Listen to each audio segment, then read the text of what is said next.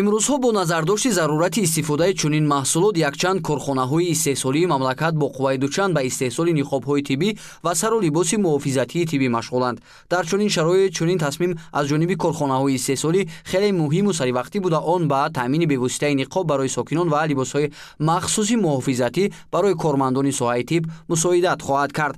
Ниқобҳое ки истеҳсол мешаванд аз матои пахтагин омода шуда ҳангоми нафаскашӣ қулай мебошанд. Онҳо на барои истифодаи яккаратта пешбинӣ шуданд, балки баъди шустан дубора истифода намудан мумкин аст ва сифати худро баъди шустан гум намекунанд. Ин омилҳо қобилияти муҳофизатии ниқобҳоро бештар карда метавонад. мавриди зикр аст ки дар гузашта ниқоб ва либосҳои махсуси тиббӣ аз хориҷи мамлакат ворид мешуд. ҳоло чунин мавод дар корхонаҳои саноатии кишвар бо сифати баланд истеҳсол карда мешаванд. хушбахтона қариб 20 корхонаи саноатии сабуки мамлакат дар ин самт ба натиҷаҳои назаррас ноил мегардад. ин ниқобҳо то куҷо манфиатовару ҷавобгӯи талаботи замони муосир ҳастанд? онҳо аз ниқобҳои воридотӣ бо чӣ фарқ мекунанд? ба таъкиди мутахассисон, ниқобҳое ки имрӯз истеҳсол мешаванд бо ранг ва шаклу намуди худ қобилияти гуногуни нигоҳдории вирусҳоро доранд. созмони ҷаҳонии тандурустӣ таъкид мекунад ки ҳамун дар вақти пандемияи COVID-19 албатта пӯшидани ниқоби тиббӣ зарур аст. албатта агар ба тарих нигоҳ кунем, ин ниқоби тиббӣ як тарихи тӯлонӣ дорад. муҳтарам азиз устозибо Абу Али бин Сино вақте ки марги сиёҳ омадааст, вабо омадааст, он кас гуфт, ҳама аҳолия ҷамъ карда гуфтанд ки ҳаматон либосҳои тоза пӯшед, рӯи дастҳоро бо оби сирко шӯен. ҳозир рангоранг ҳамин ниқобҳои тиббӣ баромадааст. ҳамин чизро таъкид кардан лозим аст ки аз ҳама нақстарин ранги ниқоб сафед шуданаш дар кор. чунки бисёр олимон исбот карданд ки ранги сафед ҳамин микроорганизм ва вирусҳоро худаш ба қабул карда намекунад, аз худ дур мекунад. барои ҳамин ҳам духтуро халати сафед мепӯшанд. баъд барои ҳамин ҳам ниқоби сафед ин нақстарин сафед, ранги сафед нағз аст. бисёр вақт мо дар шаҳр манан ноҳияҳо мебинем асосан ҷавонон ниқоби сиёҳ мепӯшанд. бовар кунед, ниқоби сиёҳ ноанқадар ҳамин микроорганизмҳоро аз худ дур мекунад. чунки сафед, нури сафед бисёртар хубтар аст ҳамин аз ниқобҳои сиёҳ. ё ки мана рангоранг гулҳояш катӣ мекунанд. акнун ин ҳозир чӣ ёбан аз ҳамин маводҳо тайёр кардостанд, лекин ман ҳамин чизро гуфтани ҳастам ки ин исбот шудагӣ ки ранги сафеди ниқоб аз ҳама бисёртар нағз аст. мутахассисони соҳаи тибб риояи қоидаҳои истифодаи дурусти ашёҳои зиддивирусӣ аз ҷумла ниқобҳои муҳофизатиро ҳатмӣ мешуморанд. ниқоби тиббӣ ин матои махсуси тамизкардашудае мебошад ки барои пешгирии бемориҳои сироятикӣ бо роҳҳои ҳавоқатрагӣ аз шахси бемор ба шахси солим мегузарад пешбинӣ мешавад. ниқобҳо яккаратта ва бисёркаратта мешаванд. ҳар як ниқоб вобаста ба шакли сохт тарзи истифодабарӣ дорад. ҳангоми пӯшидани ниқоб нахуст бояд бовар ҳосил кунем ки ниқоб доҳону бинии моро пурра пӯшонидаасту он ҳам тарзи дурусти истифодаи худро дорад, гуфт ҳамсӯҳбати мо. мана дар бозорҳо мебинем ниқоб пӯшидагӣ нодуруст, биниш кушодагӣ гап зада истодааст ва ниқоб пӯшидагӣ. ё ин ки ниқобашро ҳазор бор меқападу мекушояду мехораду бо маҳкам мекунад.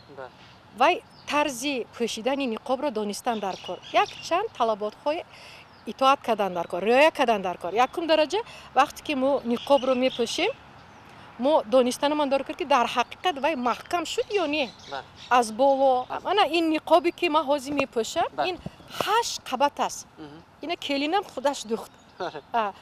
баъд пахта монда ки ин шуштан баям осон, ҳам арзон аст. як 56% духта додагӣ ҳар сафар вай мекунем.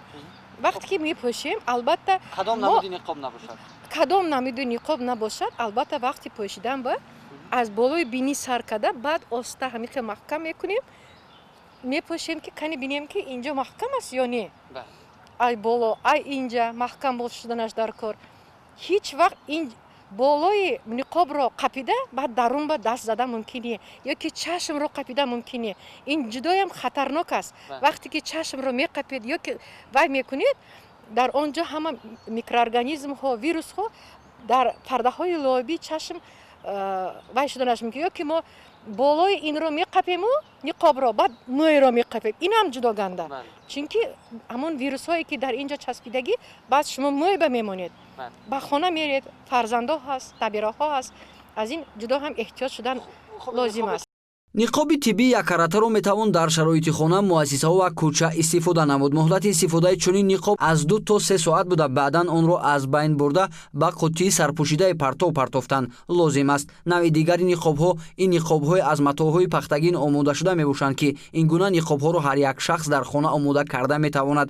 барои омода кардани чунин ниқобҳо латтаро бисёр қабата карда дар байни он пахта гузоштан лозим аст, гуфт Намуна Мустафоқулова. ниқобҳое ки мо ҳозир мепӯшем 2 соат фақат пӯшидан лозим аст. Тамом. Баъди 2 соат вай зарарнок аст. Чунки олимон инро исбот карданд, ки баъди 2 соат ҳамон микробҳо ҳамин қадар бисёр аст, ки вай зарари манфии худашро мерасонад. чӣ хел мо кадом аз ҳама нақстарин ниқоби тиббӣ аст. мо худамон медонем, ки мо аз кадом маводҳо бисёртар духтанамон лозим аст. дар ҷумҳурии Тоҷикистон чӣ бисёр аст? Пахта бисёр аст. ҳамин оддӣ аз дока агар 6 то 8 қават мо дӯзему, дар байнаш пахта монем, ин хубтарин мешад, ки бо ин арзон аст барои халқи мо. арзон аст, баъд аз ҳамаи микроорганизмҳо, на танҳо аз вирусҳо, аз замбурӯғҳо, аз бактерия ҳам вай мубориза, яъне вай карданаш мумкин аст, ҳимоя карданаш мумкин аст. табибон пӯшидани ниқобҳоро дар ҷойҳои ҷамъиятӣ, бозору мағозаҳо, дохили биноҳои серодам ва нақлиёти ҷамъиятӣ ҳатмӣ мешуморанд. онҳо мегӯянд, дар шароити хона агар ҳама солим бошад, ҳоҷат ба пӯшидани ниқобҳои тиббӣ нест. ҳамчунин таъкид мекунанд, ки ҳангоми истифодаи ниқобҳо то муҳлати муқаррар гардида кушодану пӯшидани он мумкин нест, чун ҳар боре ки онро мекушоем, байни даҳон ва ниқоб ҳаво ҷамъ мешавад ва имкон дорад, ки онҷо микробҳои касалиовар ҷо бигиранд ва мо онро нафас гирифта сироят ёбем. инчунин гирифторони бемориҳои шадиди роҳҳои нафас, зуком метавонанд аз ниқобҳои муҳофизатӣ истифода намоянд, зеро онҳо тавассути сулфа, атсазанӣ ва гап задан, вирус ва дигар барангезандаҳоро ба муҳити атроф паҳн менамоянд. таҳлилҳо нишон додаанд, ки пӯшидани ниқобҳои тиббӣ метавонанд боиси коҳиш ёфтани бемориҳои сироятии роҳҳои нафас гардад. аммо танҳо истифодаи ниқоб муҳофизати пурраи организмро аз сироят кафолат додан наметавонад. дар радифи ин ҳама тадбирандешиҳо, табибон роҳи аз ҳама муҳиму самарабахши пешгирӣ аз бемориҳои сироятиро риояи ҳатмии гигиенаи шахсӣ медонанд. онҳо мегӯянд, ҳама гуна бемориҳои сироятӣ дар натиҷаи риоя накардани қоидаҳои беҳдоштӣ ва тозагӣ паҳн мегарданд. агар инсон ба гигиенаи шахсӣ ва тарзи ҳаёти солим таваҷҷӯҳи ҷиддӣ дошта бошаду қоидаҳои беҳдоштиро пурра риоя кунад, бешак ҳаёти солимро ба даст меорад, ки орзуи ҳар нафар аст.